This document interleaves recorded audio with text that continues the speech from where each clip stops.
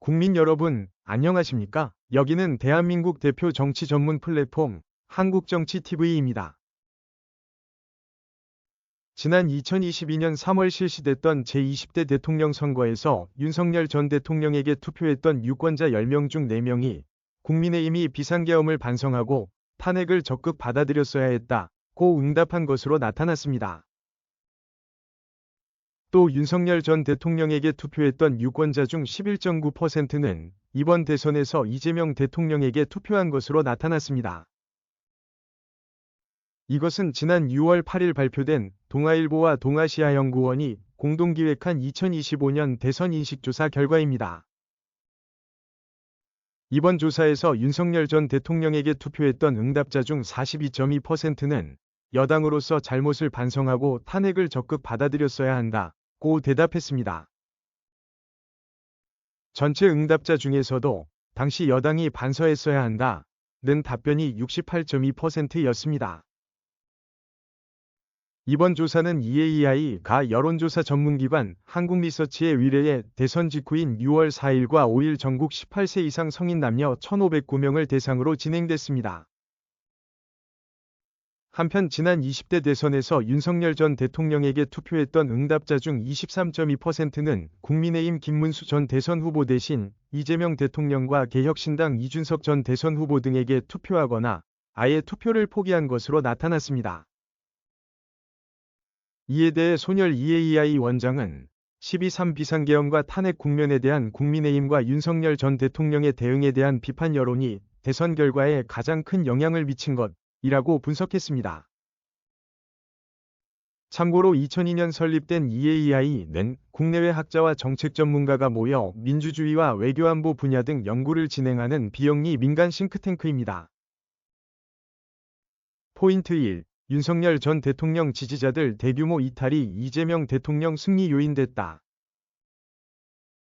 한편 이재명 대통령의 21대 대선 승리에는 3년 전 20대 대선에서 윤석열 전 대통령을 뽑았던 지지자들의 대규모 이탈이 영향을 미친 것으로 나타났습니다.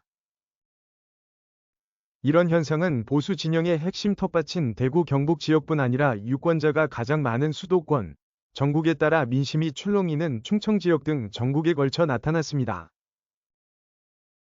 결국 제20대 대선 때 윤석열 전 대통령을 뽑았던 지지자들이 이재명 대통령 지지로 방향을 바꾸면서 진보 진영이 민주화 이후 두 번째로 큰 차이로 대선에서 승리하게 됐다는 것입니다.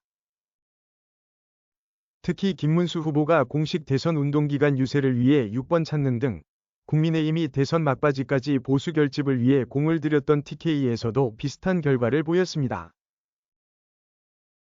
과거 윤석열 전 대통령에게 투표했던 응답자의 80.6%는 이번 대선 때 김문수 후보에게 투표했습니다.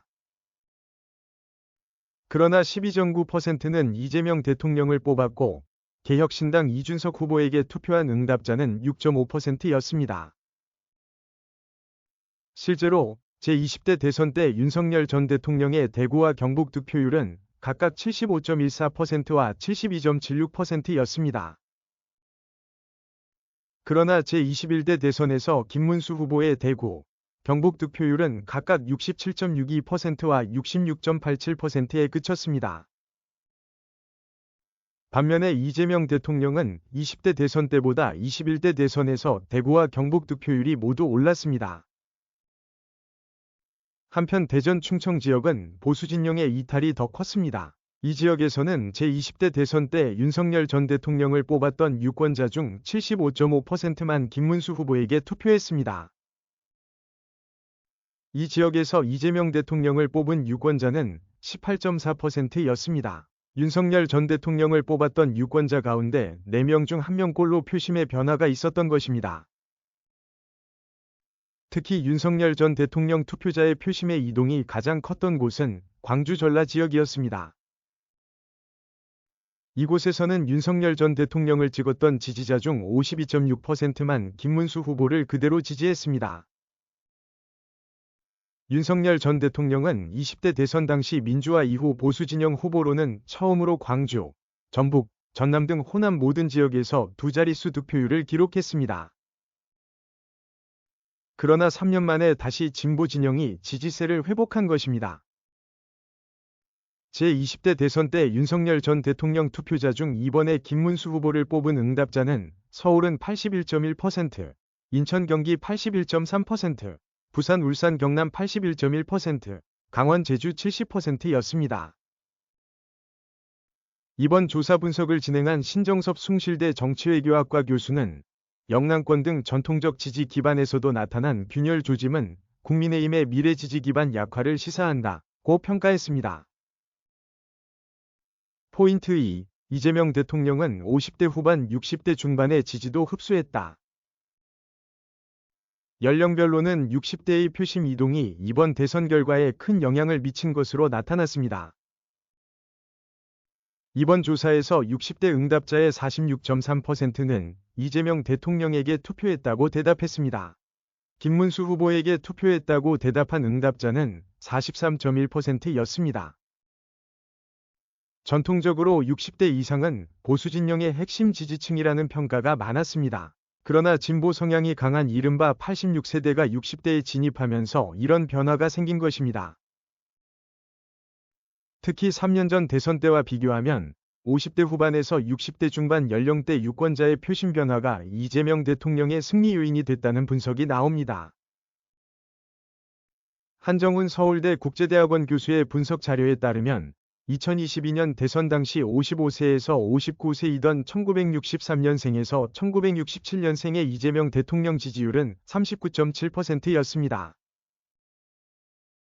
하지만 이번 대선에선 1963년생에서 1967년생의 56.3%가 이재명 대통령을 지지한 것으로 나타났습니다. 또 지난 2022년 대선에서 60세에서 64세에 해당하는 1958년생부터 1962년생의 경우에도 이재명 대통령 지지율이 20대 대선 때의 40.3%에서 21대 대선 때의 42.8%로 늘어났습니다. 시청해주셔서 감사합니다. 한국정치TV는 국내 최초로 탄생한 중립적, 객관적, 과학적, 불편부당한 독립정치 미디어입니다. 여러분의 구독과 알림, 자발적인 후원은 채널의 제작과 운영에 큰 힘이 됩니다.